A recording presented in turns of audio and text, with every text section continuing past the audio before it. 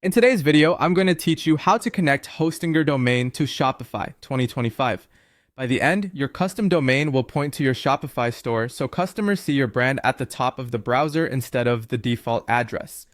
First, sign in to your Shopify admin. From the dashboard, open Settings in the bottom left and choose Domains. You'll see your current store address and an option to connect an existing domain. Click that option, and when prompted, type in the domain you purchased at Hostinger. Continue, and Shopify will display the exact DNS records you need. Keep this page open. We'll use those details in a moment. Now, log into your Hostinger account. In hPanel, open the control area for the domain you want to connect, then find the DNS or DNS zone editor. This is where we'll make the changes that route traffic to Shopify. Update the DNS records as Shopify requested. Edit the A record for the route, often shown as the @host, so it points to Shopify's current A record IP, shown on your Shopify domains page.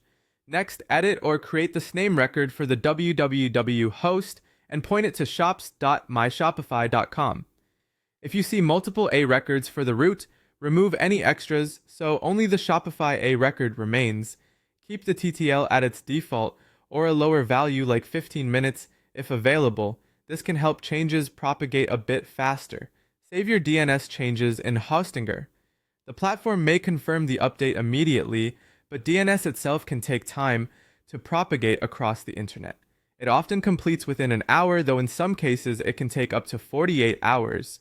Head back to Shopify's domains page and click Verify Connection. If everything is live, Shopify will confirm the connection. If it's still pending, give it some time and try verifying again. Double check for typos in the host names or values if it doesn't connect after a while. Once verified, set your newly connected domain as the primary domain inside Shopify.